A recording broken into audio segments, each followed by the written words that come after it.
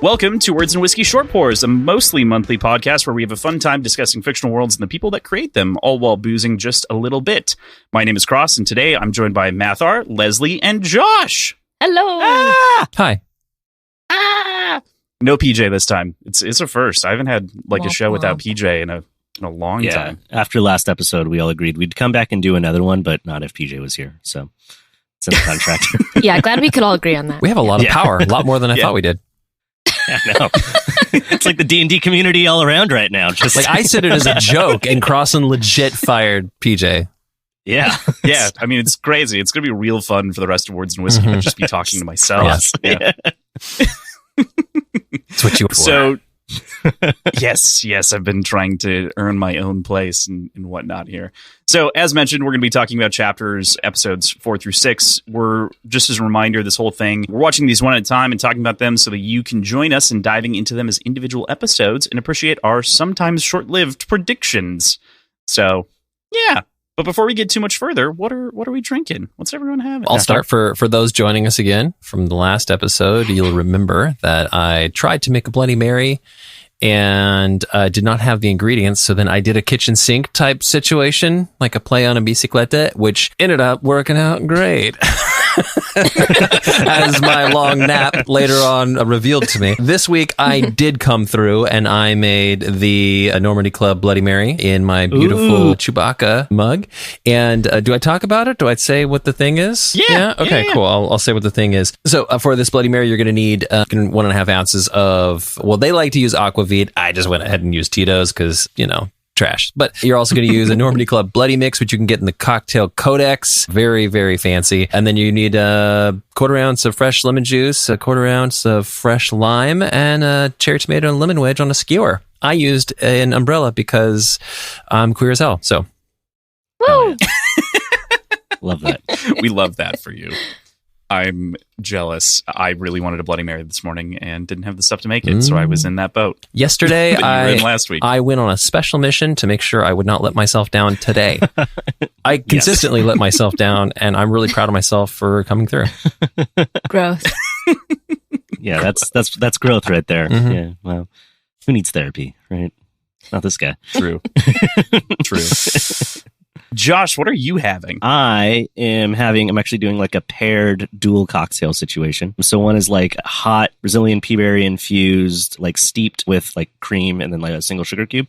And then the other one is just like a nice crisp chill, a Dauphine Le Bleu. So yeah, it's coffee and water. I'm having coffee and water, guys. I choked on my lemon salt. I did a lot of drinking last night and decided that it's best if I don't do that now today. That is totally fair. Yeah. And I understand that. This coffee and water is delicious and brought to you by Legend of Vox Machina, now on Prime Video. And yeah. So. Well, I am having coffee and water. Wow. No more drinking on this podcast because I didn't, all of my audio from last time deleted. So sorry you had to hear all that terrible dubbed stuff. It was really bad. I'm so sorry. I haven't heard it yet, but I'm really praying for yes, that is very interesting. Wow. It was very challenging listening to the context and being like, yeah. Indeed, person I'm responding that to. That is a very good point, Crossland. So, yeah, sorry if it sounds dead, but yeah, so drinking coffee, staying very alert today. Thumbs up. Honestly, eyes locked in on that waveform. Yeah, Crossland, yes, if it really doesn't work out, you could just take today's audio and we'll recut it so it's more contextually appropriate for last week's audio. And I'm sure people won't even know the difference, honestly. Yeah. Hey, Leslie recorded a bunch of laugh tracks, so it's fine. We'll just slip them in wherever we need them. We can use them to just make jokes land harder today, too. I mean, she starts showing up to recordings with her camera off, and all we hear is like, ha, can we get a move on? Yeah, Tales of Con is all just dubbed Leslie's stuff, and she's just doing art. It's on a soundboard. Yeah, exactly. I need a soundboard of, all right, let's get back to the plot. Yeah. I cast Guiding Bolt. Leslie, we're not even in combat yet. Ha-ha! Good joke. Stop doing bits. Easy mode. Yeah, stop doing bits. It's funny. Oh my god, I love it. In follow up, of course, Mathar, I'm also drinking out of a nice Star Wars tiki mug in similar fashion. So I've got our nice little Mandalorian skull here. But I am having it's been on a tiki drink. Last week I had the kitchen sink, which is an improved whiskey cocktail with green chartreuse and a bunch of other stuff because I messed up. So I decided, why not use like everything possible that I had and do like a tiki variant spin on it. So swap out everything for rum. But basically, once you kind of know how a tiki drink's built, you just kind of go for it. So 3 ounces of pineapple, 1 ounce lime, 2 ounces of Jamaican rum, 1 ounce Puerto Rican rum, and green chartreuse, just a 1/4 ounce of green chartreuse and a splash of grenadine, and it is perfect. It is delicious and lovely, little herbaceous, very tasty. Yeah, I'm coming over to your place next week.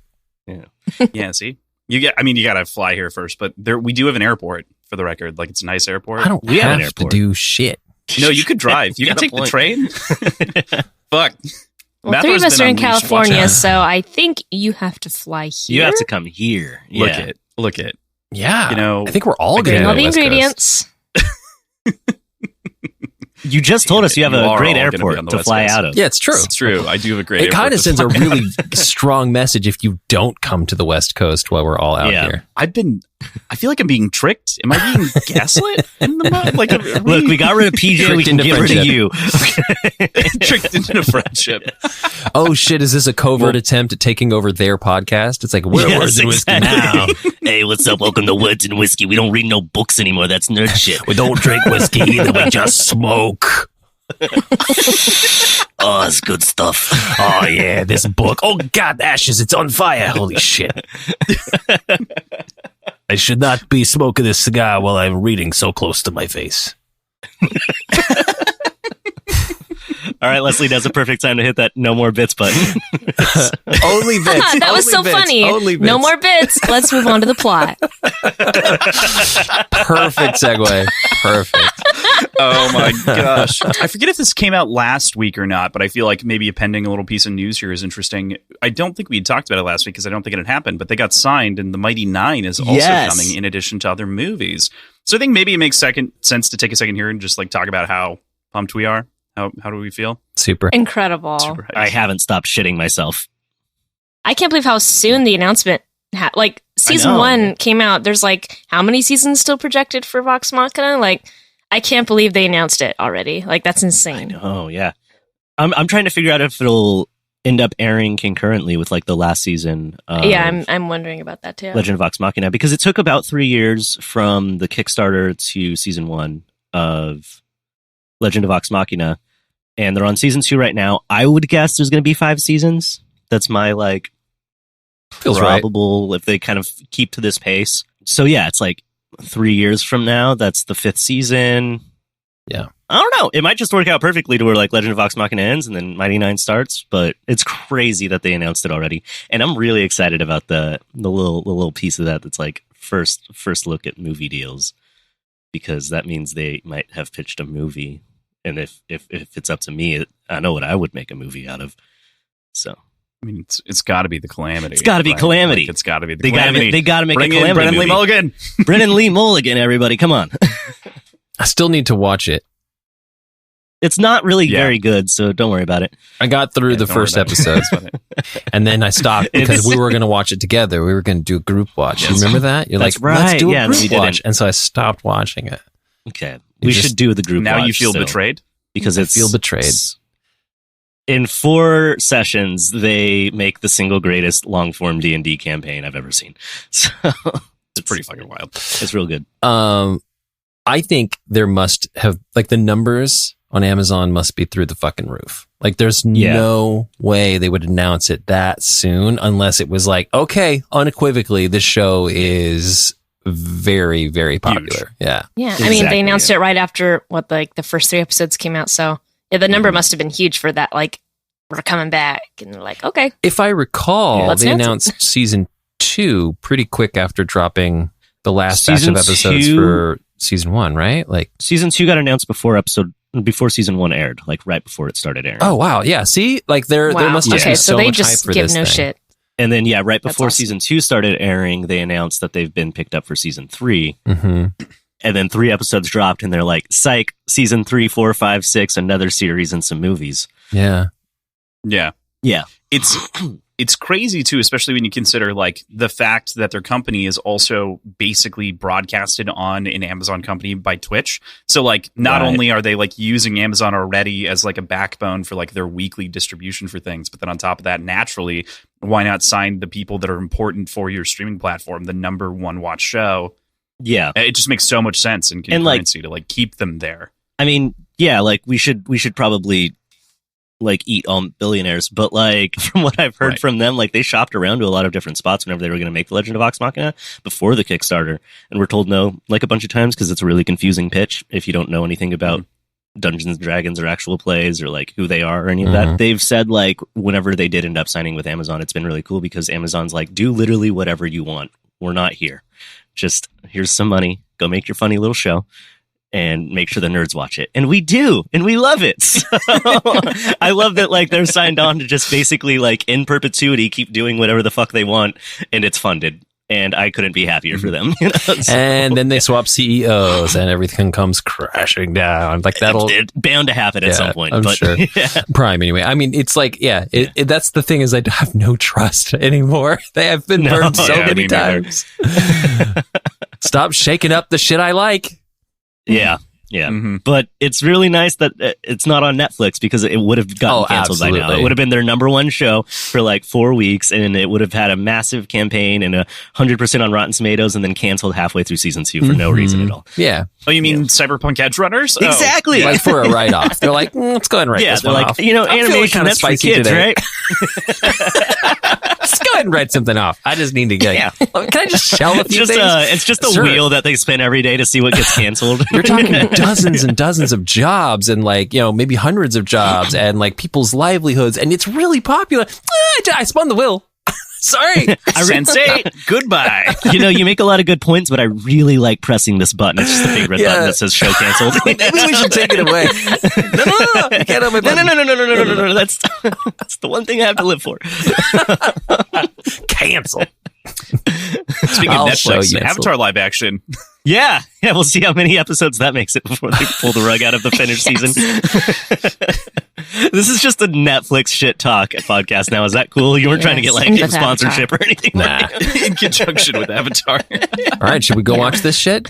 Let's go watch this shit. Let's go watch this shit. Yay. All right, we'll see you on the other side.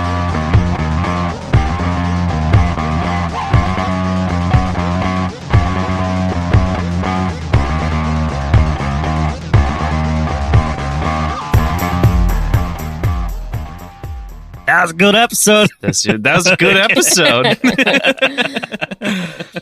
So much to I talk want a magic about. bear. Yeah. I want a magic bear. Oh, baby Trinket was so cute. Little baby Trinket. Yeah. All right, Josh, read us the summary for episode 4, Those Who Walk Away. All right, this is the summary for episode 4. As the matron of ravens, in a desperate bid to save a team member's life, Vax strikes a fateful deal with the matron of ravens, offering his life in exchange. As Vox Machina battles their way out of the sunken temple, Vax wonders what he's just signed up for. Insert Twilight Zone music. Insert Twilight Zone music for sure. Josh, do you do cameos? Sure. Whatever. Yeah. Can you read Love the it. next summary as a fart barf? Oh yeah, for sure. I can read. No, people got to pay extra on Patreon for that. You want the alt take? You know where to go. If you want the alt take, go to the Words and Whiskey Patreon, and you can give us money there. Well, now you have to does do pay it. for Right now. stuff. All You right, see? it's Right. official. If one person pays for this, Then I can say I'm a professional voice actor. Yes. Oh my god, huge fart bar fan. Just can't believe I got that. Can't believe it. All right, well, So good. Shit, what do we talk about? How's this shit work? Little bear was real cute. Little Reactions? backstory with a little bear. That shit ripped my heart out in the first. first 30 seconds. Like, I know. was not ready for the, like, camera cuts away and you hear the little, like, slice and just why is this show so mean? I was actually talking to Marisha Ray about this, and she said, "You know, Mathar? Yeah, I just don't like them. I don't like them very much. I want to hurt them every chance I get." So I don't know what you did to Marisha Ray, but Yeah, I was like, wait, so this is Trinket. I was like, not thinking it was the mom, but it's like, that is way too big to be Trinket, but the baby was so cute. I also had that same moment. I was like, that is an intimidating bear. Like, is that Trinket? Yeah. That can't be. And then, little baby. No. Little baby. So cute. So cute. I have so many questions. So, I mean, Yeah. let's get through it. My reaction was, I can't trust this show not to hurt my feelings. So I have to just kind of like know that it's going to hurt my feelings. And so, I mean, I think I'm going to come around to that eventually. Yeah, this is like, I think the most feeling hurtiness that they've done in the first 2 seasons so far. It's like a solid 2 to 3 on the sliding scale of 100 of how much they're going to hurt your feelings in the future. So, No, don't say that, Chuck. I mean, that's what I mean is I just need to lean into it, right? Like, I just need to accept, like, okay, exactly. It's gonna make me cry, and that's all there is to it. Exactly. Leslie, what are your reactions?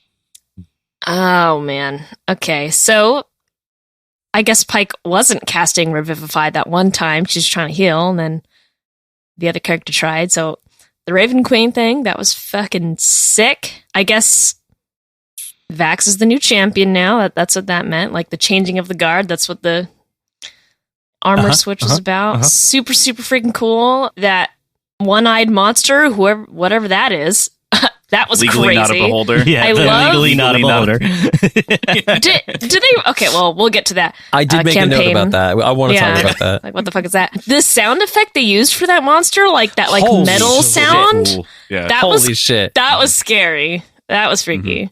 Like I have so many thoughts. Yeah. I know. We're all just like waiting to explode all of our thoughts, but we're like, I don't know where format wise I'm allowed to talk about this particular thing. I mean, the This whole is show's reactions. format is that there's no format. Yeah. Sweet. All right. This Well, is reactions. format. My reactions are that I'm squirming. as Squirmy, resident, squirmy. since PJ's not here today, as resident watched the campaign guy, so the vestige does stuff for sure, but they combined some stuff. So Vax already in the campaign at this point would have had boots of haste. So he's just fast as fuck all the time. And I'm so happy they made that part of the vestige's power. Because I was like, oh, it's like he got his boots, but it's like it actually matters now. Not just like some stupid boots that Matt accidentally gave him during the home game, not realizing how overpowered they were and couldn't get them. Like Matt tries to get those boots back so many times. You can tell it was a mistake. So, We've all been there. yeah. So it was really cool to see Listen to that. season Like 2 boots of Catacomb haste. Party. I know, right? Yeah. Those eyeglasses a little bit, you know? Yeah. Seems so inane. Yeah, it's such a simple little item, you know. But no, so it was really fun to see Vax get his super speed, which is something that I love. And then he was sitting next to me. We were watching it together because we're married and we do that, sometimes. Oh, get a room. Jeez. All right. Yeah. Camera on or off, you know? You also have to join the Patreon for that. Exactly. That's top tier stuff right there. I was just sitting there during that opening, or not opening scene, but like that first scene where Vax is seeing the Matron of Ravens, and I was like, say the fucking line, because I knew he was going to say that's such a hard-hitting part in the campaign, is the take me instead, you Raven bitch, and I was like, oh, they better have the line in there, and they did, and I was happy, and it made me happy. Oh, cool. Okay, so that's what he said in the campaign? Yeah, he said, take me instead, you Raven bitch, and I was just sitting there, like, waiting. There were a lot of lines like that in season 1, where I was, like, just waiting for, like, now your soul is forfeit, and I was just, like, sitting there, I'm like, come on, say it, and then they always deliver, and I got the line, and I loved that line. So, yeah. All right, that's enough of me. You guys go. I mean, so should we start asking questions about campaign to show similarities, or do we have any other questions? That was most of it, right? Yeah, I don't know. It's been a while since because I've only listened through it once. I'm not PJ. I'm not crazy. Like a reasonable person. Like a reasonable person. I can't recall for sure, but I'm pretty positive that like beholder fight situation does not happen. Yeah, I think they just get the vestige and leave. The little amulet thing that stores a creature that was on the body of Pervon in the campaign. So they just took that off of him. And there was like a spooky mystical wolf that was in it that I'm guessing they just cut because he doesn't really come up that importantly ever again. So we saw the Calamity a little bit. Mm-hmm. Oh, that was fucking tight. I wasn't expecting that. I wanted to stay in that Calamity moment for so long. I almost like paused and rewound it to like get distinct looks at the gods' faces a couple of times. I rewound. I still feel like times. I should have. Fuck yeah. I love that. Like also like you get the Everlight in season 1. Like we see her, and then you can like distinctly pick her out in the lineup of the gods. Yeah, that was there. cool. So Saren Ray, but legally distinct. Stop it! You're going to turn them on to us. So is Pervon part of the Calamity? Right. Yeah. So Pervon was the champion of the Matron of Ravens during the Calamity.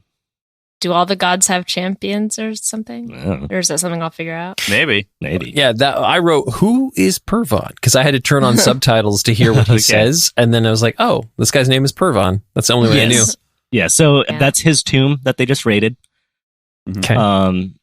And yeah, he is Pervon. And they make some jokes about like, you got to get your Pervon in the last episode because they all made fun of Matt. Matt talks a lot about the fact that he'll write stuff down and be like, that's a good name, and then say it out loud for the first time on the stream and just immediately be like, no. That's one of them. So Pervon lives on in infamy in the mind of every critter as one of the worst names Matt's come up with, but he's great. I love that they did not change it. Nope, for they the stuck show with it, and they still made fun of him for it in the show.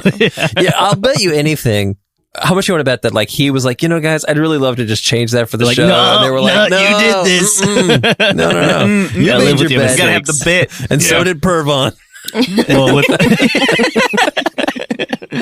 they I don't know how they're gonna work in some of them, but there's some lines that Matt says that live in like absolute infamy in Mighty Nine, and now that show's getting made, I know we're gonna get a Shiver and Queef in there somewhere. Yeah, he was trying to say Shiver and Quake. No. With no context whatsoever, it's quite enjoyable. Yeah. So I have a question. And Shiver and Queef, all the same. Yes. So I have a question, which I don't know if you'll answer or not, but does this make Vax a warlock? So campaign-wise, they all level up after this, and Vax takes his first level as a paladin. Paladin. Because the Matron of Ravens is not a bad deity. It is a good deity. It is just a deity surrounding death. Yes, it is the deity that guides you from the living plane onto the afterlife. Yeah, very creepy. So Yeah. there's like a ton of lore around the Shadowfell, how it was like once originally like part of the material plane, and it was like separated, and that was what formed the Feywild and the Shadowfell. They're like they both mirror above like the material plane. I might be getting some of that wrong, but that's like kind of the idea. And so when you die, if you end up in the Shadowfell, you have to like make it to like a portal that takes you into your afterlife, and you have to go through this like horrible like it's not like the negative plane, right? It's not like it's not that bad. It's just like this, you go through this horrible depressing wasteland to try to reach your afterlife, and that's where like the Matron of Ravens or the Raven Queen, however you want to say it. So it's like a gnarly place that I really should just think about taking you guys. I think you'd love it. Yeah, please do. Okay. Please do. I hear it's lovely this time of Catacomb year. Party. Dies. So I assume like Liam didn't expect to take another class, at least maybe not this one. No. Oh, So well, that's actually, leading up to fun. this point, Liam started getting really interested in like talking to Pike about Saren Ray, so he might have already been thinking about multi-classing into Paladin, but then this like derailed that, and like the whole campaign changes from like this moment on to be all about her and Stuff. some crazy shit. Well, that I can't have a talk question about that, because I think it's really interesting when, like, there's a lot of things that I think of for our campaign, right? That I think, wow, that'd be really fun to do, but it might come out of left field. And then there's things that you all want to do, like with your characters. And I'm like, oh, that gives me an opportunity to do X. Yes. And so I wonder sometimes, like, how much of this was driven by like just a decision that Matt made, like behind the scenes, that then, played out in the session. And then there, or how much of it was like, I'm thinking about going Paladin, and Matt's like, I got a way that you can kind of do that in like that would be fun, right? Well, and without giving it all away, right? So it's hard to say, but the way that episode specifically plays out is very like you can see like the panic on Matt's face because it goes in so many directions unexpected. I'm pretty sure like whenever as a DM you're making these items, you kind of have a player in mind for them. Mm-hmm. Almost definitely that was supposed to be Percy's vestige. Interesting. Everything leading up to it, Percy's like the emo one who has some like interest in the Matron of Ravens, and he has the bird mask in the first season, and he's dealt with like a dark entity of death that's evil, and then it's like moving over to the dark bird-like entity of death that's good, and like everything implied that was supposed to be Percy's. And then Vex or Laura Bailey rolls a natural 1, and that's the only way that insta-death would have happened there. Dies. And Matt's just going to let her be dead until during the resurrection ritual attempt, Liam yells, "Take me instead, you raven bitch." And I think Matt was just like, that's a good story beat. All right, fine. You got it. Fucking incredible. Yeah. Dope. It's jump scare. Anybody? I wrote it down. The shit out of me. I wrote it down. It didn't get me. It didn't get me, but I wanted to know who got. Leslie. A little bit. I think I got more got by Leslie's yelp. I was like, it was like a delayed thing. Like I saw it happen and then it went away. I was like, ooh. Shudder. Yeah, so sick. A proper jump scare. Like they telegraphed it a little bit, like just enough, right? That it didn't get me. Yeah. I think it might have if I'd been in the living room. So there's some. Oh yeah. Sorry. I think like for me in the moment, like I was like also taking notes. So I feel like in a different setting, it would have gotten me. But was that like him dead?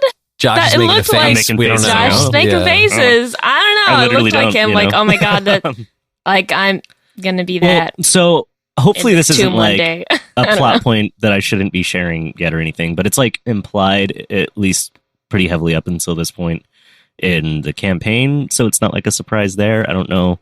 But I'm pretty sure, like, the implication is that the champion of the Raven Queen or the Matron of Ravens in death takes on the job of guiding the souls. Like, becomes like the ferryman, or whatever. Right. So, like, I'm not saying that is or isn't Vax, but it's like it's kind of Vax realizing in that. Coming to the beginning of the realization that their soul might be like tied to death forever now. Yeah. Okay. With the tether. There's a good note of that too with Pervon and like how he goes from like this almost robot looking dude with like a full skull helmet to when he finally is like, you're the champion. He has removed himself from the vestige. His human body appears at that point. It's like it's the first time you can see the eyes. It's just the helmet. It's just that normal looking helmet, but you can still like it's the same helmet, but like it goes from looking like this skeletal champion of death to just a guy. Right. Yeah. Mm-hmm. He's just a guy. He's just a little guy, dude. Just a little guy. Pervon, just a little Pervon, little guy. Yeah.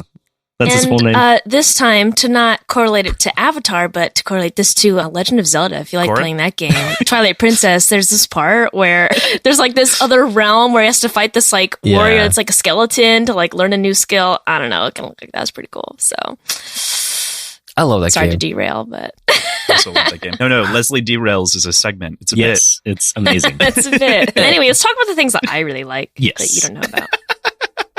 I feel like we're just going to keep saying the same thing over and over in every episode in regards to this next point, but we still have to mention it. The animation, guys, is just so good. God damn. I made a note.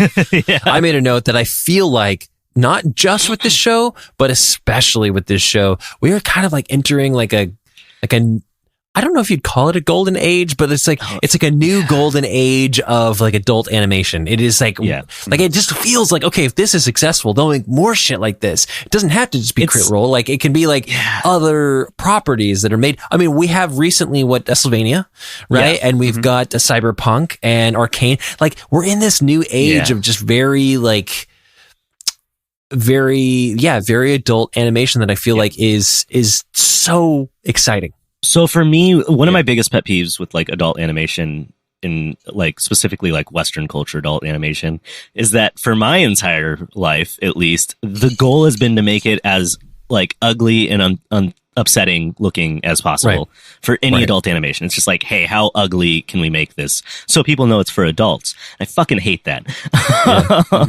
So like the rise of anime in Western culture popularity as far as like an actual pop culture thing, not a subculture, leading to these like American companies that are taking inspiration from that and then mixing it with like classic like superhero cartoons, which always looked great, you know? And you get that like blended style where it's like part anime, part fucking X-Men 90s, and it looks so good. I mean, it's Phil Barassa is doing the character design, and he's been doing Batman for ever, all the DC movies and shit forever. So you got like that like DC like really, really well figured characters mixed in with like the action and fluidity of anime, and it's just like it's whole new genre of animation that's just starting to really come up with a lot of different cool shows, and I'm fucking loving it. It's so good. And I mean, I truly was transported back. I mean, not everybody's going to have the same experience that I had, but I was truly back in my home as a child on a Saturday morning watching like Gargoyles, or like that would probably be like, you know, one Disney afternoon or whatever. It was like doubly so for me because I was a huge Batman Beyond fan growing up. And that's Cash is the main character. You know, Will Friedle is the main voice in Batman Beyond. So I was like, holy he does shit. Such a good job. It looks like Batman. I can hear Batman. I know. love it. Yeah. I know. I not to bring the mood down, but I was really, really hoping for a Kevin Conroy cameo in one of these seasons. Yeah. I just thought it would have been so fantastic because I'm a big The Animated Series fan. Like I've watched that series like 4 or 5 times all the way through, and yeah, it just, I mean, I was literally back there. I'm like, oh my God, like I can see as a kid, like not being allowed to watch this, but sneaking in and watching it and being like completely blown away.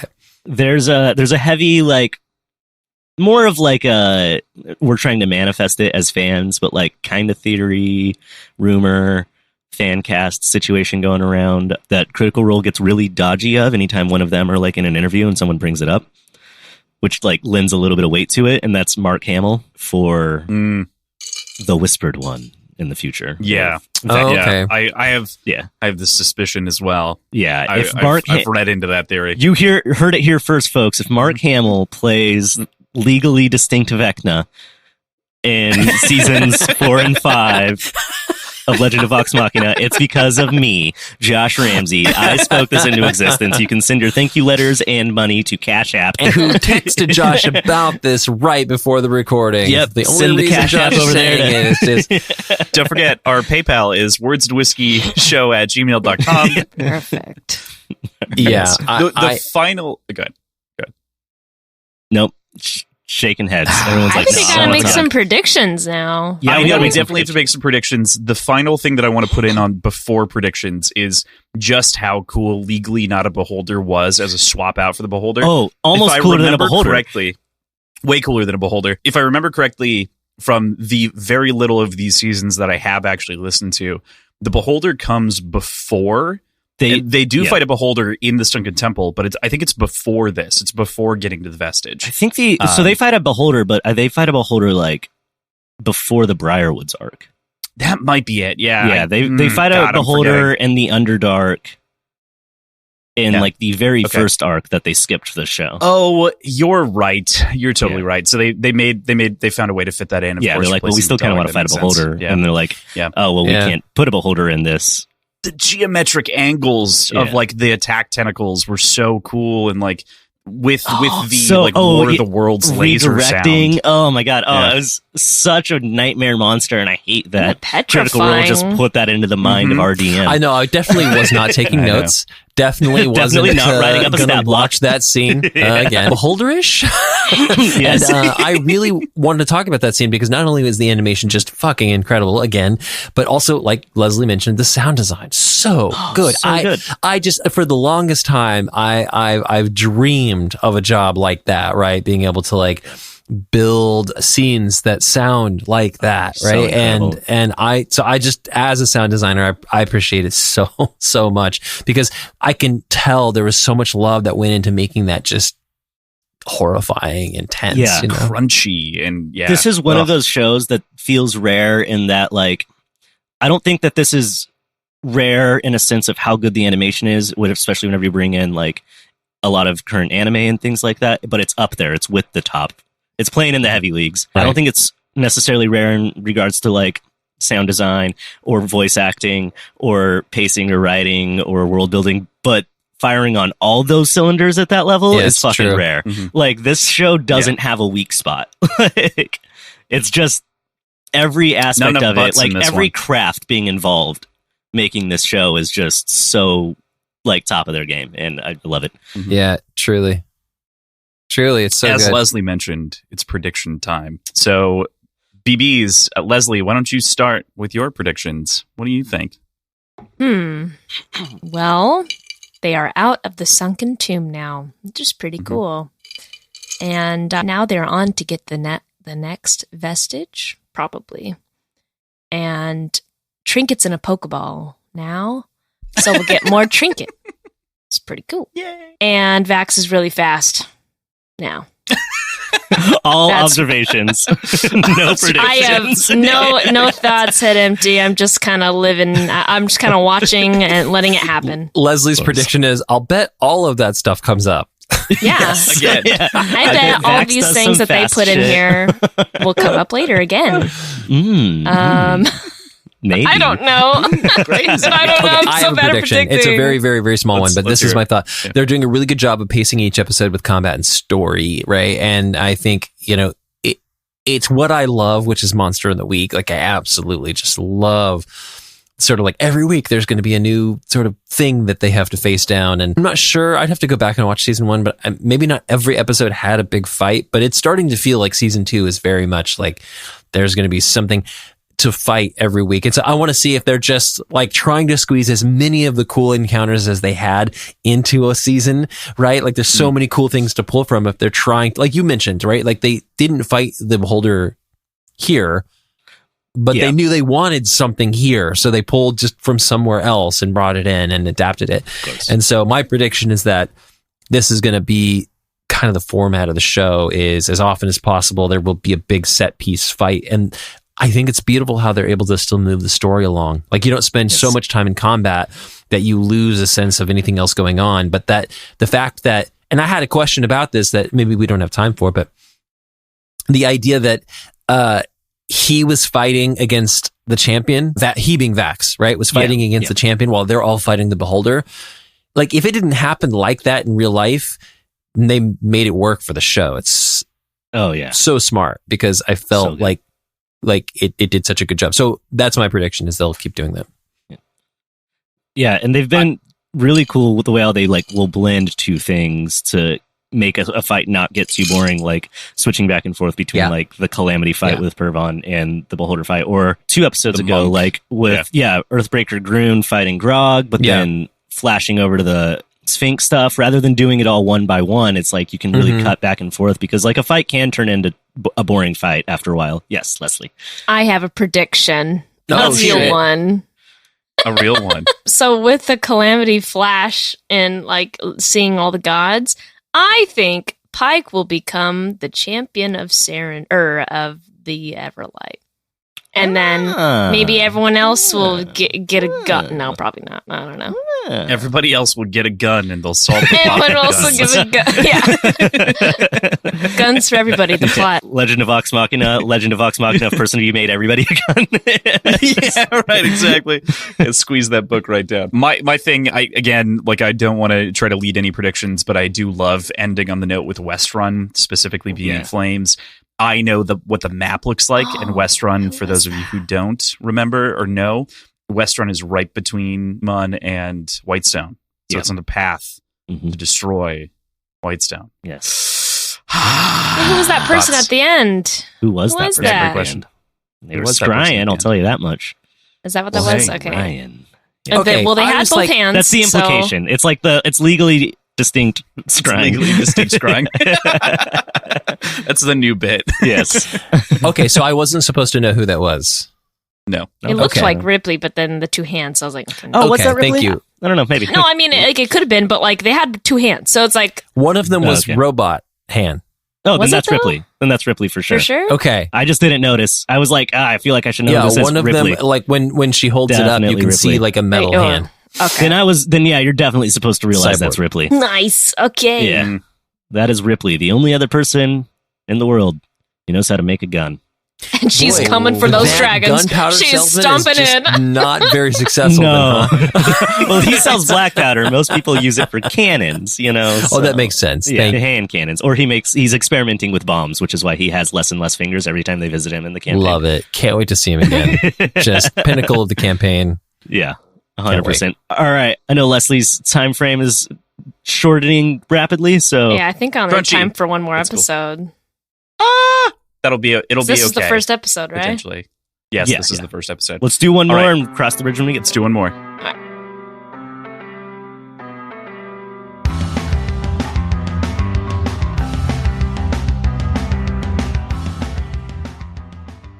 Episode 5, Pass Through Fire. If you want to read the summary, Leslie.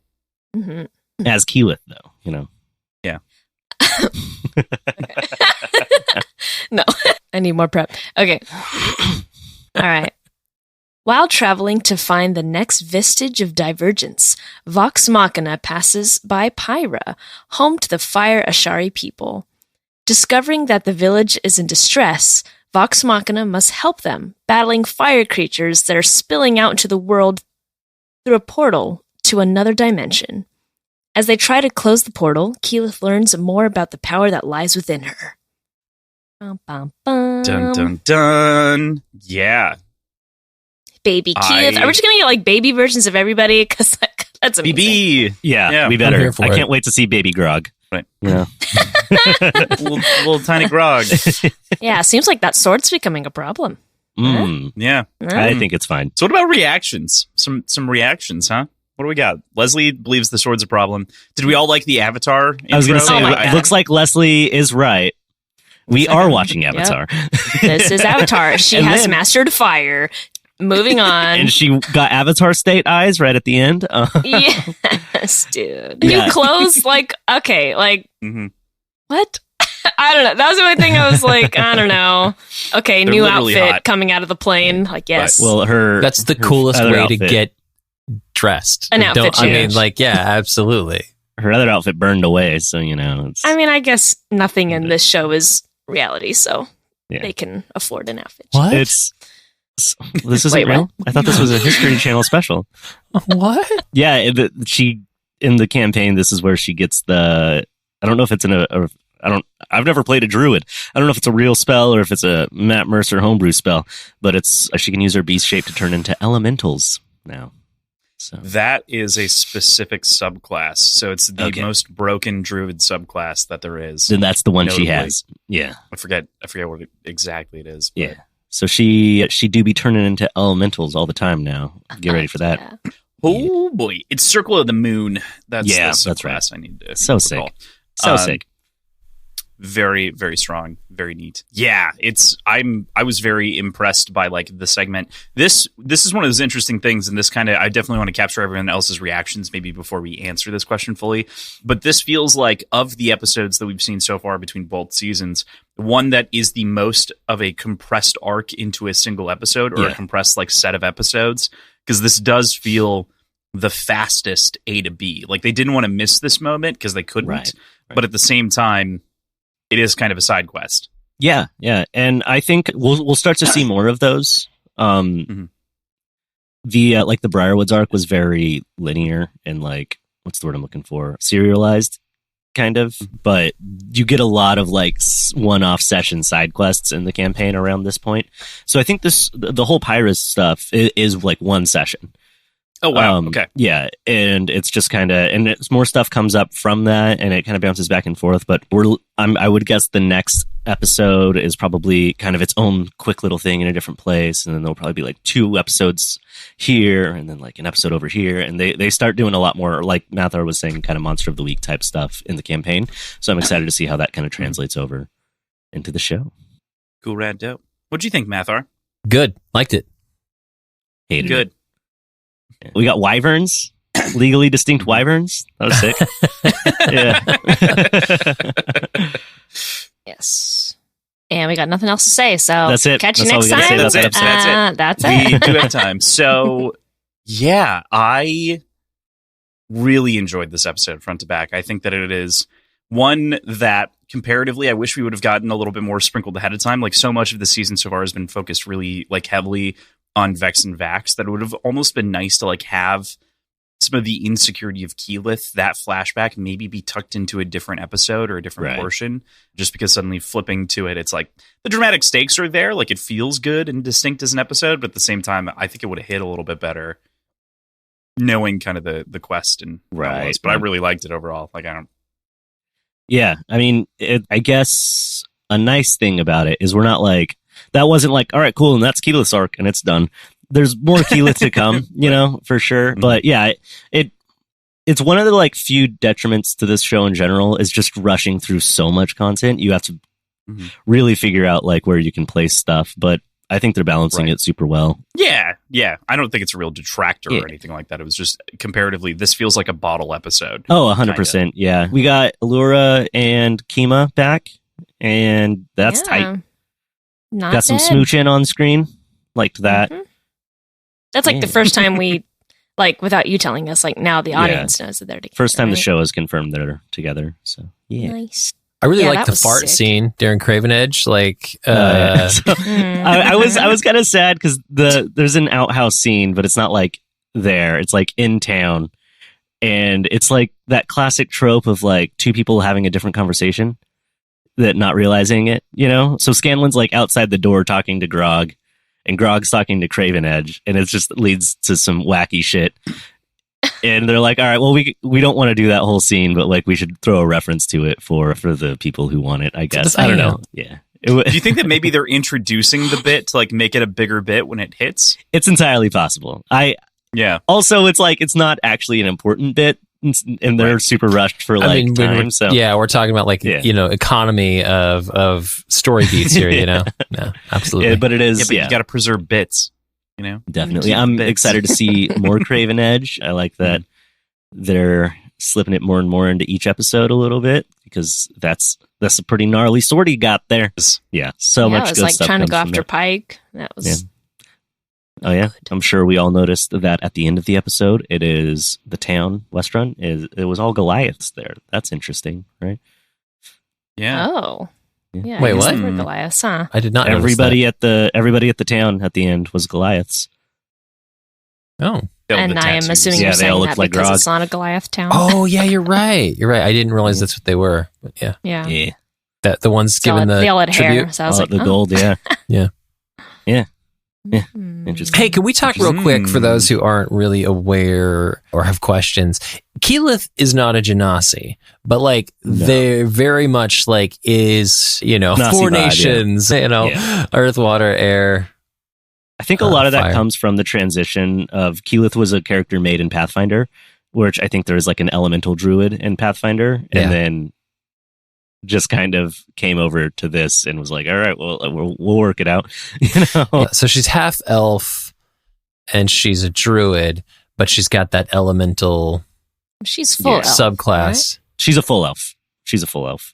But Ashari is a culture. Yeah. And Ashari, so Ashari in the Critical Role lore is just like a culture, different clans. Right, yeah, totally. Yeah, she's a full elf, which is why like during the Sphinx scene, the Sphinx was like her big fear was having to watch all of her friends die because she's the only one that's going to live a few thousand years. Right. Yeah. So, and then Vex and Vax are half elves. Are the Fire Ashari humans? Ashari can be any race. Okay, so it's pure culture. Purely so just the Air Ashari it's just are a druidic elves. culture with a focus. And, so the way how the lore works is like each elemental Ashari culture protects the barrier between our world and that specific plane. So the Arashari protect the barrier between the material plane and the elemental plane of wind, etc. etc. Cool. I don't mean to be pedantic, but according to the Critical Role wiki, she is a half elf. Well, then that's certainly wrong because she's long lived. She's the only one. I mean, that could just be how long half-elves live in the setting. It does say during Campaign 1, Keyleth is a 23-year-old young half-elven woman standing about 6 feet tall. There is a... Marisha Ray actually confirmed this on Twitter, so... Actually, that's just for her height. I actually don't know. But yeah, maybe. I don't know. So Just to say, like, So this sounds like a rabbit I'm hole. not just like misremembering, but she, Oh, okay, then that's what it is. Sorry. What? The long-lived thing is because of her, because that's a high-level druid thing. Oh, right. Like monks have the thing where you don't monks, age. Yeah, you're But immortal. monks will still die at their regular age. Right. The high-level druid thing is you just don't die.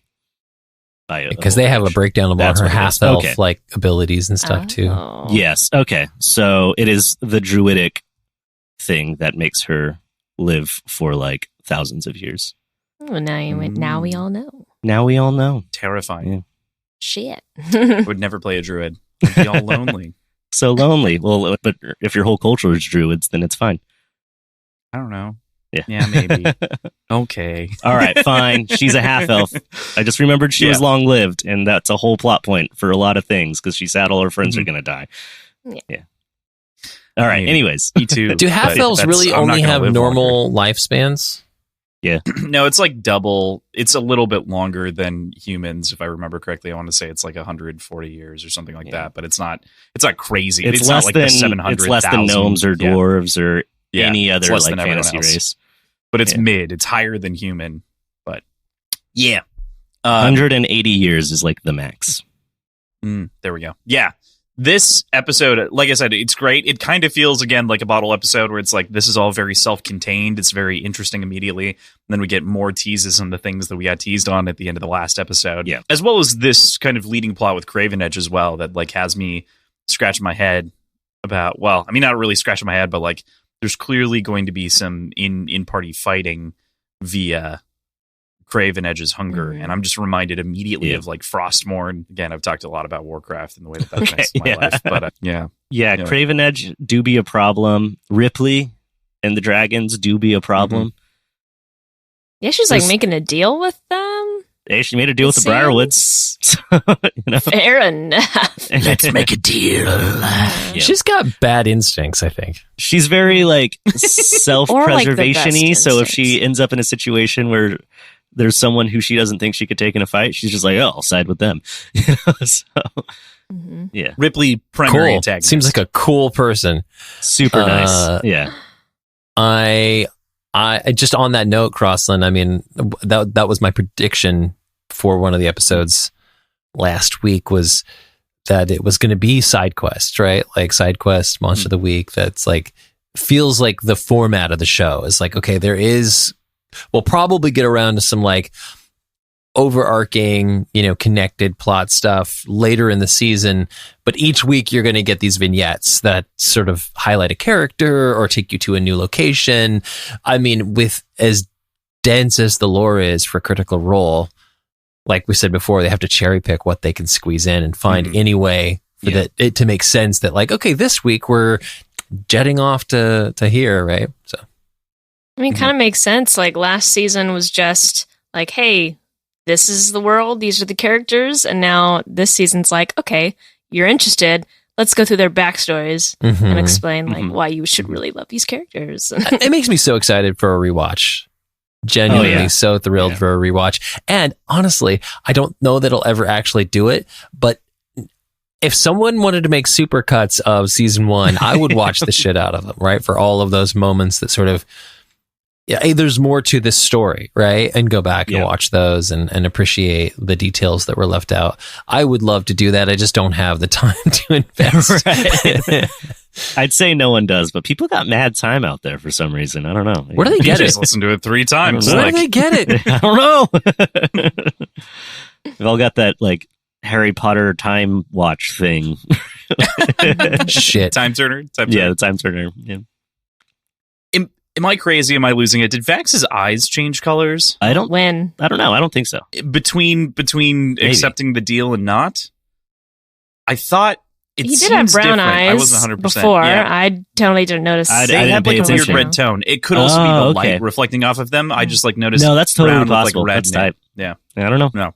I think it, Now I'll have to pay maybe I'm close attention. crazy. I might be crazy. Well, I don't know. Who's So to now say? we have a magic broom, and it Yes, is full-fledged. Yes, we got Two Vex magic is more sticks in mature this now, or episode. Vex is more Yes. mature now. Yes. Yeah, Vex getting her broom. Vax getting his super speed. Like they're starting to look like the characters from the campaign Grog more getting and more. his And beard. Grog's got a beard. I saw like Travis Willingham talking about how it was really hard in season 1 to like get the design right for Grog because he just wanted his beard that he has for like majority of the first campaign, but he doesn't get it right away. And he's like, he was so mad that he had to design a Grog that didn't have a beard. So they got that beard to him quick in season 2. So does anyone have at this point a favorite character if you had to pick? Mine's not in the show yet. So here's the deal. Of the people that are in the show, yeah. of these portrayals. This season doesn't focus on him at all, but it shouldn't come as a shock to anyone that like Percy was an early favorite for me out the gate. I'm just emo boy. I was in on the emo boy. Come on. Like No Mercy Percy is my favorite as well. No Mercy Percy. So good. Not only that, but it is remarkably impressive how different the 3-4 characters that Taliesin has played over time Oh are. my God, I know. Yeah.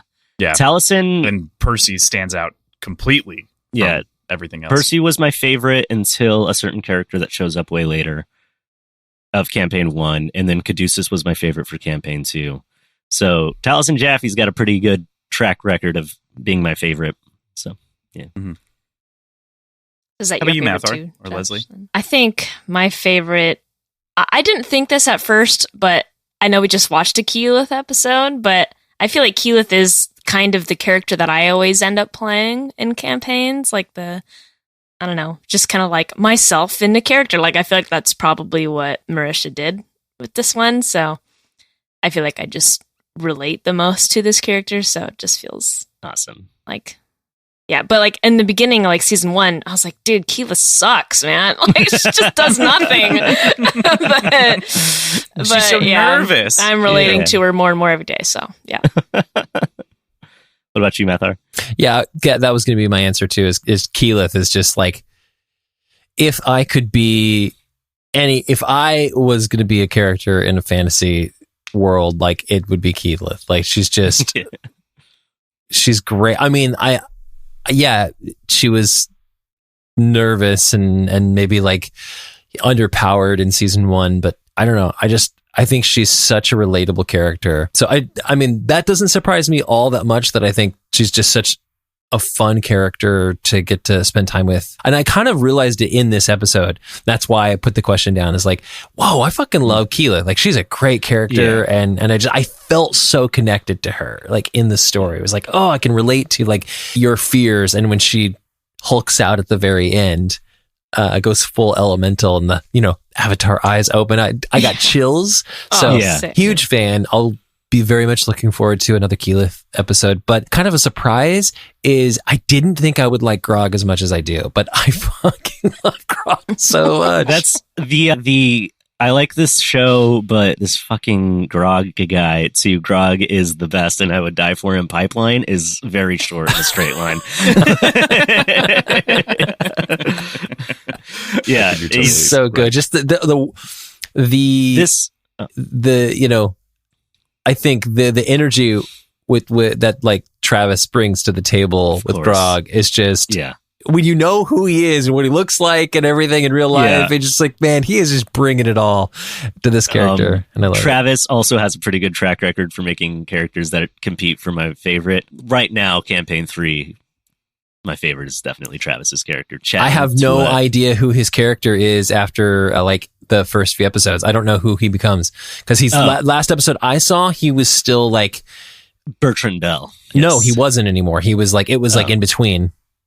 Oh yeah, so he shows back up as don't spoil it for me. Oh, okay. Oh, you're gonna watch campaign 3? I might, yeah. All right. So I have to pop off in like a couple minutes here. Yes. So my big predictions are the exact same as last time. I'm just letting every episode hit me and accepting whatever comes through, so I don't know where it's going. I'm very excited for whatever the next vestige is going to be. Mm-hmm. So very excited. Sorry. Truly, I have no idea. This is one of those fun things where it's like, I know enough of the high notes. The only vestige that I know super clearly was what we've already gotten. So now it's like, for me, I'm also kind of in the dark. I know some bigger plot beats, but for most of the rest of the Chroma Conclave, I don't know. Yeah. I'm super excited Yeah. now to be in the dark. Oh, it's gonna get so Welcome. good, guys. It's gonna get so good. Josh?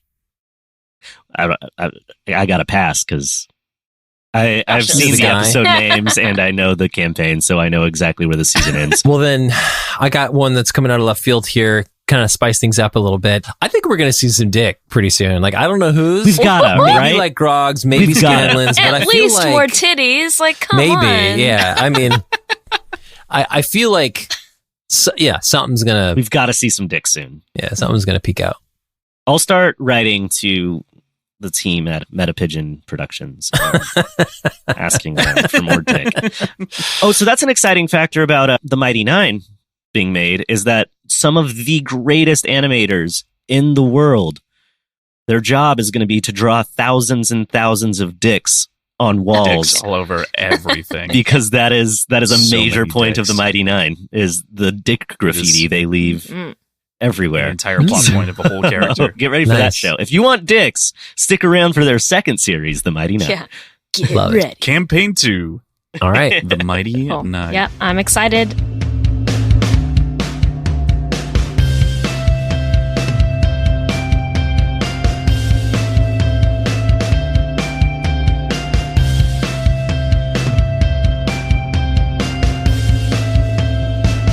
Incredible.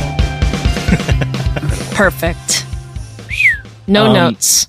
No notes. No notes. Well, there were a lot I of notes, a lot of musical notes that spoke to my soul. Hmm. I feel like we should start with the episode title, of course. This is episode 6, Into Rhymecliff. And if you could read the summary, that'd be great. Upon arriving at the location of the next vestige of divergence, Vox Machina must face the challenges of the mysterious Sphinx, Camel Giori. Mhm. That's the word. Sure. Cammy. No one will know if you're Camel wrong. Giori, the mates of Osisa. We'll call him Cam from now on. But even if they can succeed, a new, unexpected threat lies waiting for them. And that's the end of the thing, right? I wasn't reading along, so I didn't know if it was a dramatic pause. Oh, no. PJ has plenty of those, though. I mean, that guy that showed up in the... Yeah, PJ, when did you get here? I've been here the whole time. I've been quiet, just taking it all in. Oh, that's the strange hooded figure that's been standing behind Kross this whole time. I didn't see it in the camera. We Like, thought is you that- knew. Oh, no. I've been watching. This is horrifying. Let's get those reactions. How do we feel after this episode? How do we...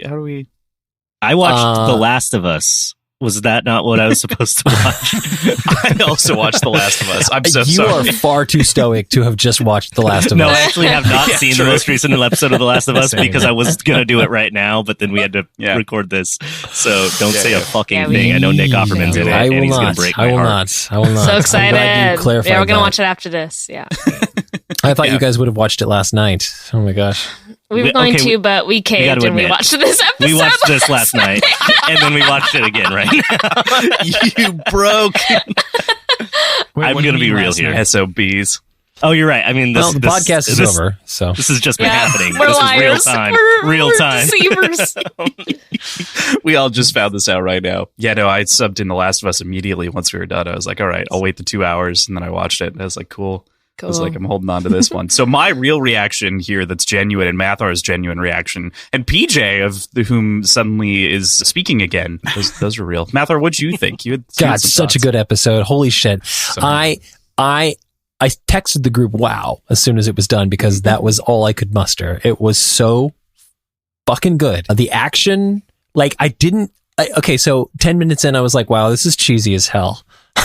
Like Scanlan's Beautifully song, cheesy. everything. I was Right. just like, wow, they're really like, it's cheesy and I'm okay with it, but it's like really campy. And I changed my tune real quick. Like with every second of the episode, I was like, okay, it's cheesy, but like in a good way. Like, okay, it's not as cheesy anymore. It's kind of like touching and like, oh my God, it's so meaningful. They did so much in 26 minutes. Like they did so much with such a small window of time. It's masterful storytelling in this particular format. I could gush all day, but I'll Being cede the my time. person coming in here saying with a song and it's cheesy. This is the person that forced me to record a song for a past D&D podcast. That was a ballad about It's a very strong friendship. I think I remember pitching it to you and you being like, hell yeah. So forced, I don't recall. You pitched me a forcing song you. and I was like, that would be fun for you to write and record and put in this. And then like 2 days later, I was standing in front of a receipts, mic y'all. Come begging at you, me. being like, I have I can't receipts." sing. I can't sing. Please, please, Mather, no. Send help. I stand by it. Listen to episode 4 of Favorite Terrain. No, don't. It's the last episode that will ever here. exist.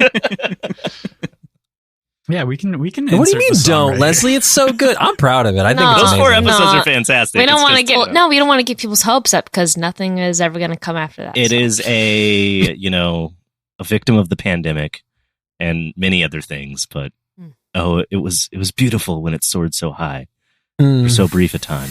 It was just it was Icarus. before its time. It was before its time. We flew too close to the sun.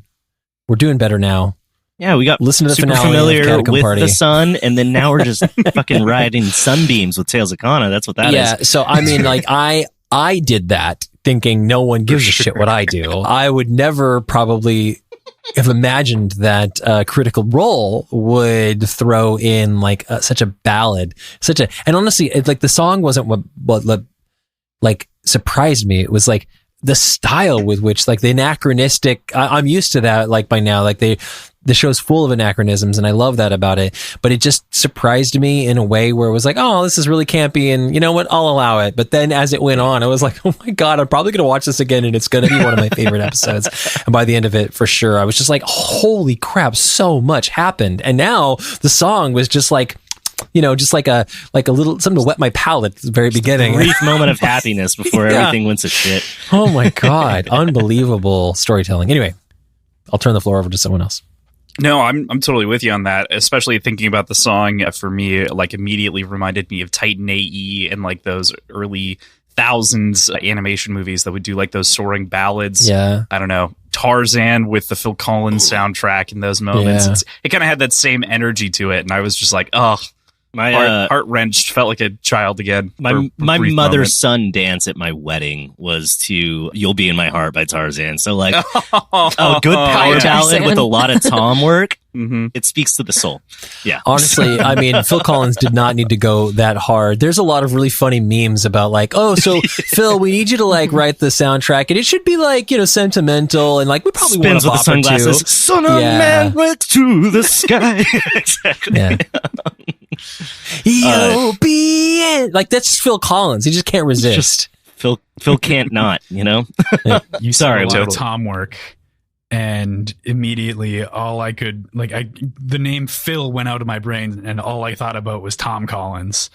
And that is not the same. I really need to It's make like myself gin a Tom cocktail, Collins. gin cocktail. Yeah, I mean, name of the podcast. It's on the tin. Yeah. Mhm. Sorry, totally cut you off halfway through that. PJ, what were your reactions? No, that was it. That's all I wanted to say. I loved it, and I agree. The song was a little bit campy and whatever, but the 3D animation overload of the visuals for the song were amazing. I love. Oh it. yeah. I absolutely love this episode. Josh and I, just before we started recording, before everybody got in here, we're talking about sort of the No, differences. campaign comparisons go later. There's some form of a format. No, God damn it. you're getting voted off the island, Crossland. Another I'm interjection like already that dying. from you. We got rid of PJ for 2 Fuck. episodes. We can do No, it for you. Crossland's right. Everybody. Thanks, I Leslie. will Stop derailing. refrain from going specific about it, but I love the direction they took with the story in this episode. Yes. I felt like it all worked very, very, very well. got my stamp of approval back there. I was worried for a second. I was gonna have to. That's all I gonna was have going to to pull say. that. I know there's a Jeez. format to be followed. gonna have There's to- a Worked very lot hard of on this stuff. questions. You're about to have to take For- PJ yeah. into the break room and have him recite, Yeah. I will stay on project, not go out of All right, order. traders, your reactions. Yeah. Principal Shaw over here is about to give us all marks on our permanent record. So we were watching it last night in bed, and oh my God, like I can't even think of what came before the song in that episode. It was just so incredible. We were like laughing through the whole song. It was like so fucking funny, and I felt real emotions watching it because the visuals were so fun, and like I was like, oh, this is so cute. And like I just want them to be together again. And oh man, it was so funny. And then they got the sword, and then they lost the sword immediately. So, but now they know where like other vestiges are. So now we know where we're going, and they ended up in a very crazy situation at the end. So who the hell knows how long they'll be in the fucking Feywilds? How many because now Leslie and I have watched it 2 times. How many times over those 2 watches did you make an Avatar reference in this episode, Leslie? Can I get through an episode without making an Avatar but it was a reference? few. Right at the end, we both looked at each other and in unison said, "The spirit world." We're in the spirit world. Yeah. So I guess stuff. this has been very educational for me, like doing this little side project with y'all. I think I'm going to have to put more Avatar into the main campaign, and that'll really get Leslie out of her seat. On the real though, we can come back. We can circle back and talk about this bunch post-recording. Leslie has expressed interest multiple times on the first thing she ever DMs being the Avatar GTRPG. Ooh. Yeah, hard mode straight out the gate. Throw a 1-shot or like a 3-shot mini campaign on the feed. It's not hard. It's such a smooth. Catacomb Party it's like I say hard because I mean it is like a completely new system I'm not familiar with. Probably it's also a completely new system we're not familiar with. So very true. That's true. actually but I hate better. reading, and I'd have to read a lot. I'll get you the audiobook. Dude, if anyone Leslie, has access to is that source material, send it my way because cough. I'll drop the PDF in the chat. Did you pay for the Kickstarter? Mm-hmm. Oh man, I had no idea that was happening until it was done. Found out after. Yeah, it came and went so fast.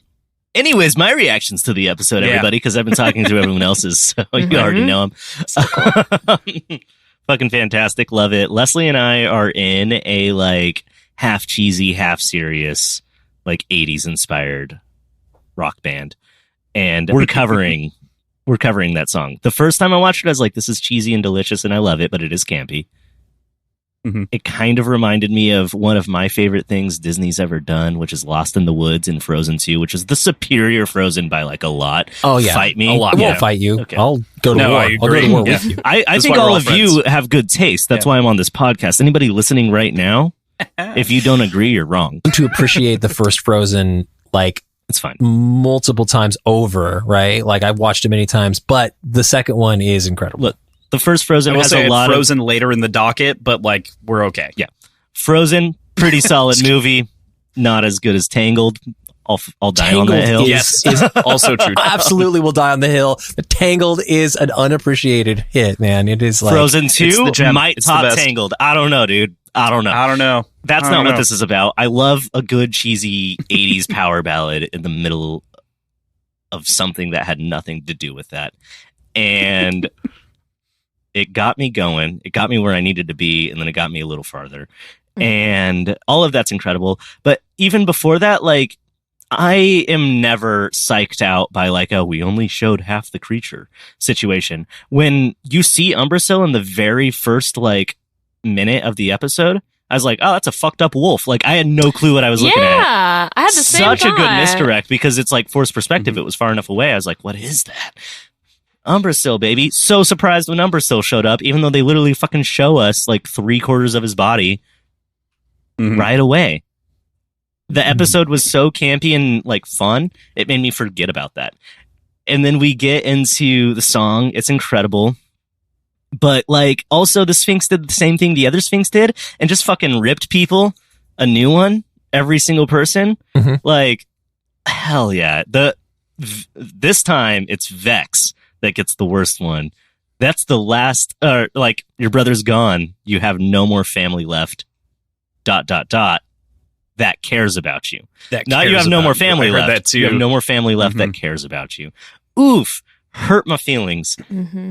Grog starting the episode off with the fucking Age of Ultron nightmare scenario, and then carrying forward to him actually fucking stabbing the one person in the world that he loves more than himself, Pike. And I mean, I'll say it every single episode. Grog should be an annoying character. He's one of my favorites, and it has everything to do with his sweet and warm and loving relationship with Pike. Mm. And to see him stab his Pickle, as her nickname is, goddamn, hurt me in my soul. Mm-hmm. More than any Sphinx death or dragon fight or insult to Vex, Grog stabbing Pike made me not feel so good no more. I'd been making the joke since I saw it, because we beat you here by a little bit, Mathar, for those at home. And I was like, I can't wait for Mathar to read the summary. And then we came up with a much better idea of having PJ do it. But I was like, consistently making them read the summary is going to be super funny, because they're all going to end on these brutal cliffhangers, apparently. It's like, if we keep really sad, Mathar. If we keep watching them 3 episodes at a time, someone will get a fun intro, and then Mathar will be sad. We really want them to just hurt, you know? Yeah. So, if the Sphinx can't kill a dragon, what the hell? It's a great question. If a god... Sphinx rusty, you know? Like, just a little rusty. So. It was rust, not I don't gold. know. Literally just casually used hyper beams like no big deal. Are we in the part where we're moving into discussion about campaign? Because I have some thoughts. Yes. Yes. Yeah, I think so. Yeah, Vox Machina does not kill a dragon. Vox Machina and armies sometimes occasionally win by pure luck with god weapons and literal deities sometimes. I do not want to understate how fucked they are against these dragons. And Umbracill's kind of a bitch compared to the other ones, you know? Yeah. So Yeah. Mm-hmm. That's Right the at- big, right the after big the- steamy, the green one. dragon and the black dragon, they're slippery, you know, but they're not strong. Mhm. Right after the episode happened, when we watched it previously last Wow. night, I had the question, because maybe it wasn't clear, and Josh informed me. I was like, wait, so are the vestiges just all conveniently weapons that they will be great at using? And Josh said that there's so many vestiges, but these are the ones they will use. That There's will be best theoretically, per lore of the Calamity, a vestige for every god that would have a champion. If you ever look up D&D 5e deities, there's 50 of them or more, you know. Mm-hmm. There's So- almost 2 or 3 per god to Yeah. give variety for the classes. And depending there's- yeah, on it- that might be associated. in later campaigns, they find other vestiges just by happenstance. Or, in a mini campaign DM'd by someone that's not even Matt. Abria Iyengar, fucking fantastic. Love you. If you ever want to hang out, just let me know. I assume she listens to your guys' podcast. Anyways, just gives them a vestige right out the gate. And you could feel all of the Matt stands collectively clinch. And in an interview, she's like, it's like a sweater, they'll grow into it. But there's a bunch more out there besides these ones. They're just being pointed towards the ones that will help them in their fight, you know. Okay. TJ looks like he's got stuff to say. Maybe I'm wrong. I could be wrong. I've only listened once. We did make that bit earlier. I did want to bring up something that you brought up earlier, Josh, of having forgotten that they even showed Umbrasyl in the beginning. Until you mentioned that, never crossed my mind that was Umbrasyl. Such a good misdirect. They show it and then they immediately engage you that. I feel like that's the shortcoming of a lot of teasing in horror movies and stuff like that, is they'll tease and then it goes into a boring scene. If you tease and then you immediately entertain in a different direction, you fucking forget. Yeah. And then later when you watch it the second time, you're like, oh, they showed me. You know? So it's on Mathar's point of 26 minutes. There's not a shot in that episode that's not meticulously entertaining. Mm-hmm. I did want to say, just on that point, this was something that actually I wanted to bring up during episode 2, but we were kind of crunched for time. I love that and this is something that I hadn't really picked up on until we actually got to wearing the vestige, is that the raven in the intro has the exact same golden thread and color motif as guides you through the story through each of the different panels, as the coloring that is on Vax stuff and the thread that was also between them, as though the Raven Queen is pulling us through the story. Oh yeah. So There that is was dope. I would say there's a group of critters out there that whenever we saw the original intro, like per the Kickstarter, because that intro was made like before they were even sure they were getting a full season or anything. They like made the intro and they're like, here's an intro because we did it. And then they're like, oh fuck, we have a season. Oh my God. But like the intro is already released as like a big hype thing. If I remember correctly, I could be wrong. I won't be like, yeah, we knew, but there was like a lot of like Reddit threads of like, do you think this raven in this thread represents? So like, it's fun to see that they're using kind of the same thing and coloring like, motif. Yeah, no, totally. Yeah. That you should have paid attention to the raven and the golden thread. And I did see and like noted because I knew enough about the Raven Queen to be like, that's got to be the reference here. Is that like I know that's prevalent, but obviously it didn't come up until this season, so it was just cool to kind of see that. In the intro, they're all like dying at the end, so like the Raven's pulling them all like towards death. Now that I'm thinking about it, I'm thinking about the anime. They made an animation to announce the Kickstarter that is not this animation. It ended with like Delilah and Silas sitting on a throne, and then like there was a dragon that she turned into. And then like a big cloudy monster behind a different one, but it still had the raven in the thread, just not as prevalent. Yeah. I don't remember that. Cool. I don't think I saw it. It was just like, hey, we're going to make an animated series. And they used the same animators they made the campaign 2 intro with to make it. Which, shout out to those guys. I hope Critical Role's still hooking you up because you did some fucking phenomenal work. And as far as I know, it was like 2 people. So we can't all be Titmouse, but like, holy shit. Yeah, they should like, they should make sure you guys are like. Oh, thank you, Mathar. Thank you so much. Okay. Did Mathar just post the? Yeah. Yeah. Okay. Thank God. Yes. Okay. So, are there any other big like campaign shifts? I did want to bring up at the very least. Yeah, PJ and Josh, you guys were talking about before the stream. Mythgard, specific Carver. Yeah. Yep. Get your sword straight. Yeah, we don't know. Fuck. I believed him. It's like, yeah, that Mythgard. Yeah. So that is a weapon very specifically tailored towards Scanlan. Yeah. And the like it being taken by the dragon doesn't happen at all. He holds on to it for most of the campaign and basically never fucking uses it. He just never fucking uses it. So yeah, Sam Riegel is off book a little bit. Yeah. Well, off book, but not. They're like giving. So like Pike shouldn't be here right now, and actually, that's why she's dead. It's just kidding. Yeah, no, right? No, it's I always feel weird bringing up like interviews I see with them on this because I'm like they already have their own reaction show. It's probably better, you know. But like, leave us alone. No, I'm just kidding. Love being here. Thank you guys. And also, they don't have like Crossland's boyish charm, you know? Oh, that's what it is.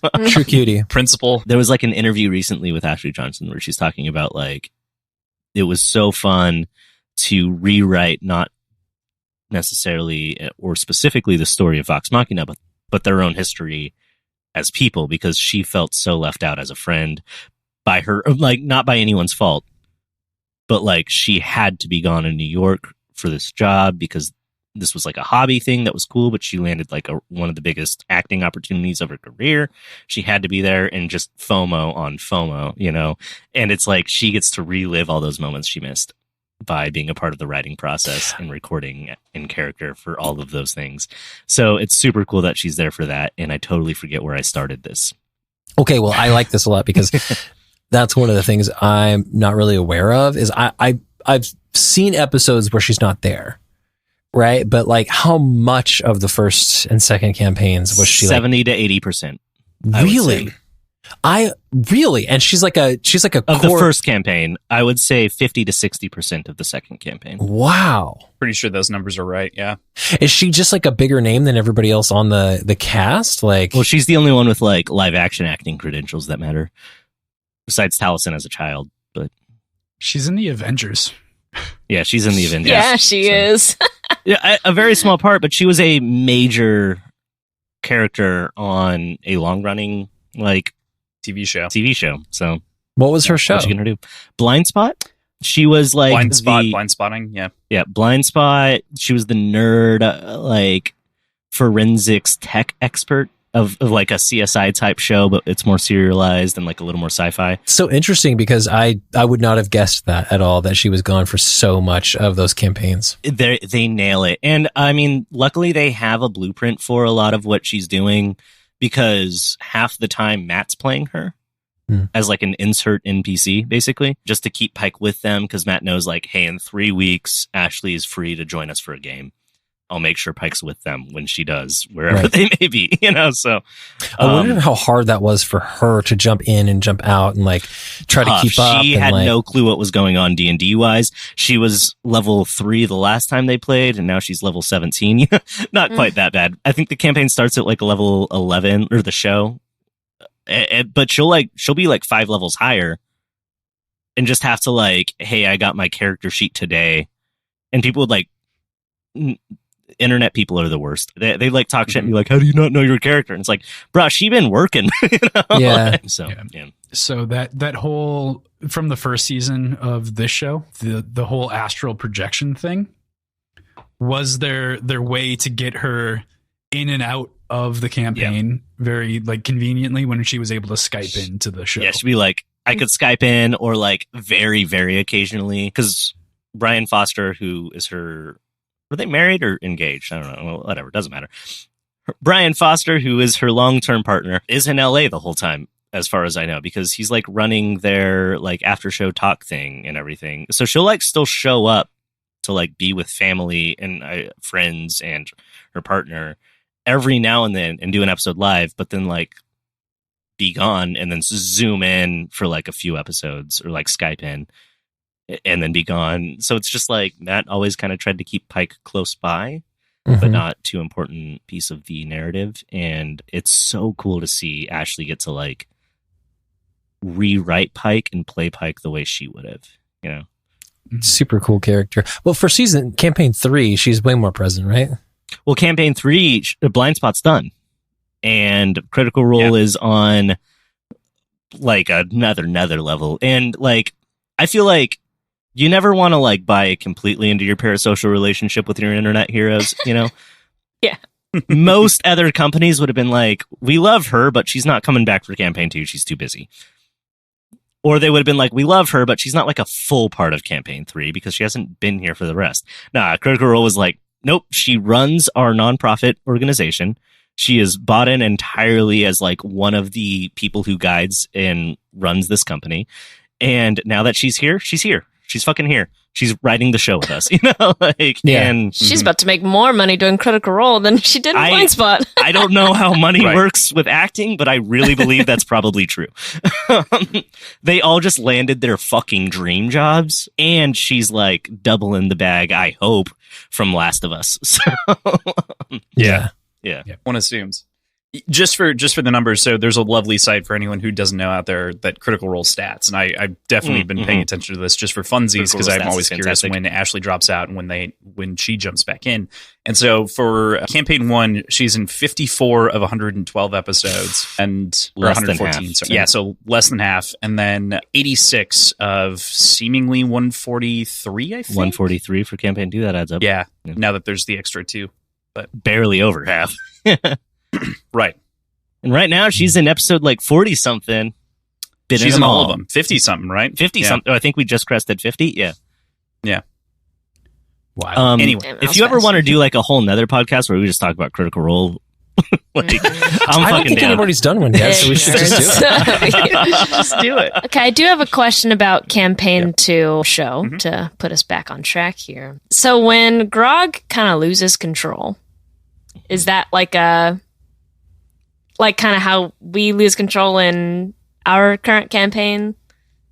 Like, it's not just snaps like a con save, or like which is something we've done away with. But yeah, it's not a like what wisdom. Happens. Like, there is a does he like okay now you have to correctly attack your friends, or I mean this is the first instance that's happened, but PJ, you look like you have thoughts. When he attacked Frostmourne hungers Pike, I don't believe he like. So in this instance, he's kind of like in this bloodlust and like just fixated on going for the dragon.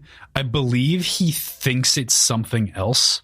Yes, and attacks Pike, not realizing that it's Pike. Right. There's also, I would say the most accurate to like what we got in the campaign moment is the fine, then I'll feed myself, and it withers away his arm. Yep. There's a moment at like kind of the end of this arc where Matt just tells us what the stat block was that Travis has had this whole time, but he's a fucking actor and he's going to play it well, you know, because it tells him how his character will feel about the cursed item, because that's part of the curse. Mm-hmm. For anyone who knows D&D, this will be like, oh shit. For anyone who doesn't know D&D, you'll be like, okay. You get like huge buffs for every point of damage you deal until you go to sleep. But the cursed item convinces you never to take a rest. And you're just building your exhaustion. And then there's levels of exhaustion that are given based on con saves. And anyone who has DM'd and never fucked around with too much exhaustion, you know, like level 8 is permadeath. That's wild. Yeah. You just die and you can't be, like, you're dead.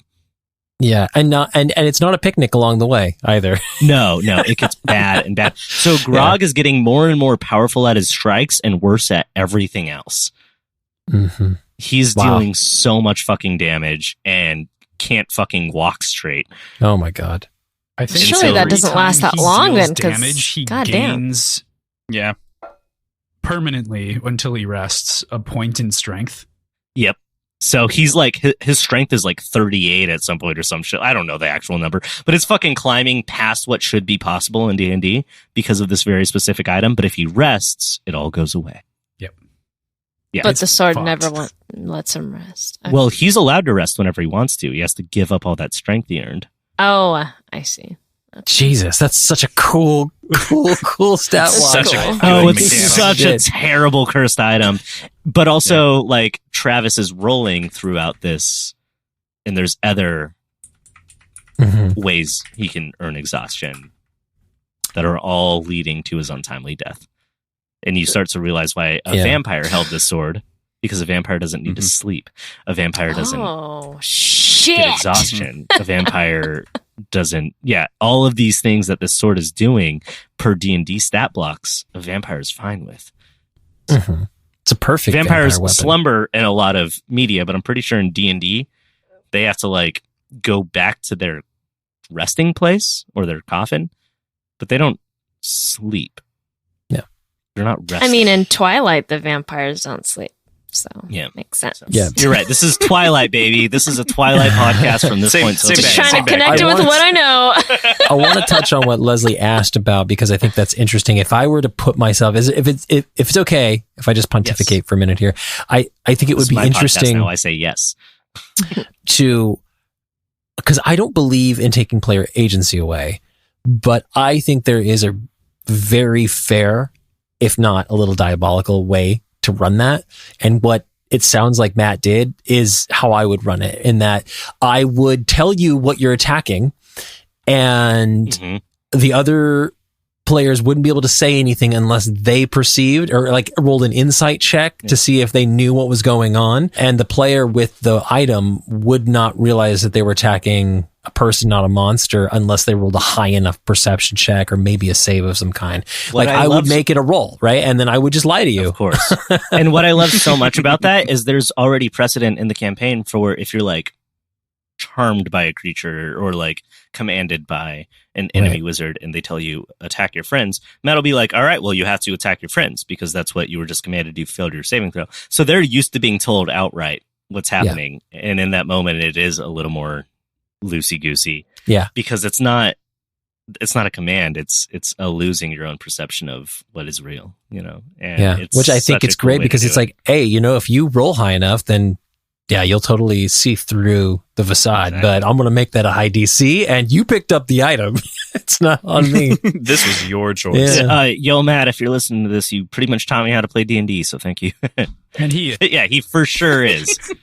Constantly Hi, Matt. writes in to Matt, Words and thank you Whiskey, so much. right? You're such an inspiration. And wow, I can't believe Critical Role is sponsoring this podcast. Matt, I just watched It's so episode cool. 109 of Campaign 1, and that haircut Not it. I'm sorry. Too short. Oh, no. I say that specifically Now I because he have to shows see up it. and he goes, "Hey, what's up, guys? This is this is a Critical Role where a bunch of us nerdy ass voice actors play D&D, and apparently some barbers don't know the leave it shoulder length." Oh, wow. Yeah. Devastating. Yeah. Brutal. All right. So predictions. Predictions. Feywild time. Unless there was huh? anything else, PJ, that you had on the campaign. I don't believe there was a fight between the Sphinx and any dragon. Umbrasil wasn't there. I'm Yeah, pretty at all. positive. But like there's just going to be an overlap of storytelling. Like they have to condense the shit. That's what I meant to. That's why I brought up Pike. I remember now. I'll take 2 minutes, I swear. Yep.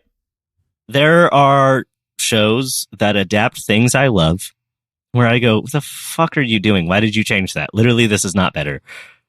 And there are some times, and usually the creators are involved, where you change some shit and I'm like, damn, that's a better story. This is it. Like, they're really good at, and it's not always, like, sometimes it's just like, because they have a certain amount of time and it's like, I wish we got more time with that.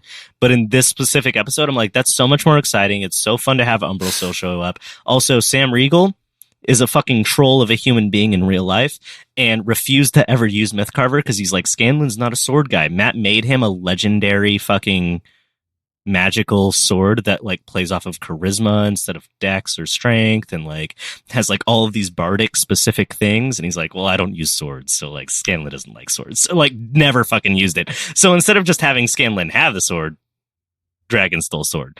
That's what we were going to talk about. Mhm. This show Yeah. adapts shit so well. I think we could spend so Cheers. much more time on the adaption stuff. So in future episodes of this, I think talking about the adaption thing, Undoubtedly. because I mean, there's other media that is, people get pretty salty about any changes to the things. Rings of Power Yeah. is a recent example of like just constant salt, and I love that show. Like I like Rings of Power, but I don't I loved love it as Tolkien well. as much Great. as I should as a nerd. So Tolkien made me fall in love with fantasy. I read The Lord of the Rings and The Hobbit. Yeah. I like C.S. Lewis more. I'm sorry. I mean, I'm in the same boat. It's like, I don't dislike Tolkien and I don't dislike Lord of the Rings. I just like, this show is like, yeah, I don't care if it's accurate. It's fucking great. I'm having a good The time. Lord of the Rings Right. movies weren't accurate. They're the best movies ever made. That's like that's how I feel. Yeah. That's a take. Yeah. No, Yeah. I mean, for sure. But no, they're incredible. Just kidding. Yeah. We definitely could spend a decent amount of time talking about adaptation because I think that that's one of the more interesting things, and there's so many good examples Next week. that go everywhere. So maybe at the end, You heard it here we'll first. We'll next be on a 6-part short pour journey of adaptations in general, starting next week. Mhm. They'll the be good, releasing the next bad, week. the right, ugly, Kross? the stolen, we're gonna do all of those. As long as we talk about Aragon, because I have nothing nice to say. I've already written scripts. All right. So predictions. Here's mine. All right, My predictions, prediction is that I will continue to like the show, and Safe. that Josh will probably now that the ice has been broken of not waiting, I feel like it's going to be like kind of like a cursed item.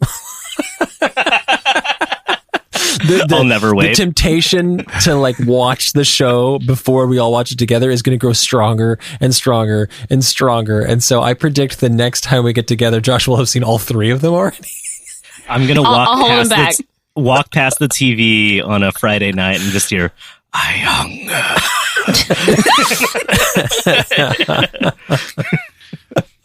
Craven Edge. No, I'm waiting for our friends. And go, feed me. I dropped Hey, early today. I feel You're like welcome love for it. making your show better, by the way. Oh my. Yeah, no, it's great. Watch these be their least. a Like Josh everybody makes Massar it 5 show. minutes into the first episode of this, and they're like, I'm "Never having again." a great time. This is the Right. only 0 download show they have. Episode 2 of the Legend of Vox Machina Watch Party. Don't you guys want to listen to Catacomb Party now?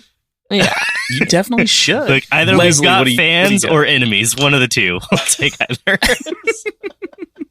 So I guess the sword will come back. Like, I don't know if the dragons will use the sword because in the campaign, the sword. Oh, I guess they won't use any of them because they're just collecting them to make sure they don't get killed by them. I imagine. Right. I don't know. So maybe they'll get that sword back. Maybe they won't. Who knows? But at least that they know a couple locations for new ones, and half the party is in. We split the party, and that's never good. So It's not a half good of them in the sign. Feywild, half of them. Who the fuck knows? Pike's dying, and no one knows how to heal. So we'll see what happens there. They love killing characters, so we'll see what happens. Scanlan can heal technically, He just Kinda maybe doesn't. as a Yeah. bard. Yeah, maybe. I mean, Yeah. Keyleth Scanlan can, too. and Scanlan per 5e D&D can heal. Scanlan in Should this heal. show, we'll see. This ain't D&D anymore. For Pike, This is a that's story. that's the emotional bit. Yeah, it's Yeah. true. But like the emotional resonance there of Anyway, okay. How long My do you think prediction they're going is to be in the I'm gonna. Feywild? I don't know. I don't know. I don't know. Yeah, it's a great I question. hope they don't meet anyone mild or wildly important to the sequel show they just announced. Right. I think that I'm going to like the show. I think I'm going to continue to like the show. Mm-hmm. I think the show's good. And thing that hasn't been said, I wanted to bring up is I'm really like trying to suss out where we're going to end up with the herd. As it's been brought up, it was brought up at the very beginning of this episode. It was brought up at the end of the second the second episode of this podcast, the fifth episode. And where exactly we're going to end up going there, and sort of the pride with Grog returning to the herd in some way in West Run. Jesus, I'm not even drinking right now. I'm just sick. I can't wait for Grog to get back to that restaurant. You know? Put that on a t-shirt. Yeah. Gauntlets.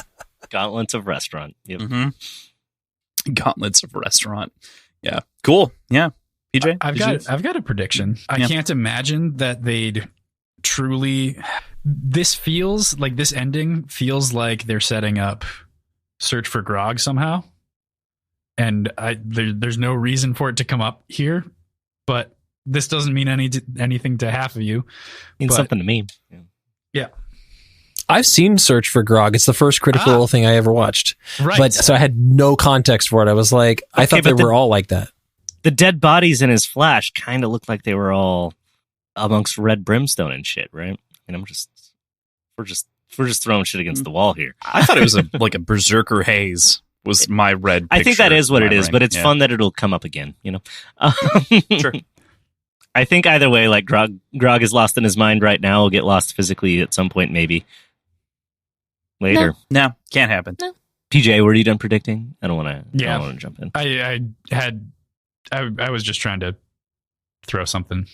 It's hard to make predictions whenever you generally have a good idea of what's happening. Right. My prediction.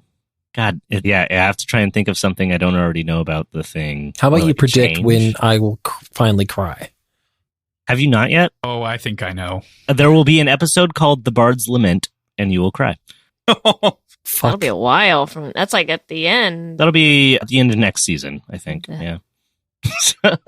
So you got a whole like at least year Big plus to- predictions here. You might make happy cries It's a or coming. like, holy shit, I've never seen such beautiful animation cries between now and then. That is the first time I cried listening to the campaign. So, Oh my. yeah. Here's my prediction. Yeah. Mathar will cry. Oh. Might not be today. Might not be tomorrow, but they will cry.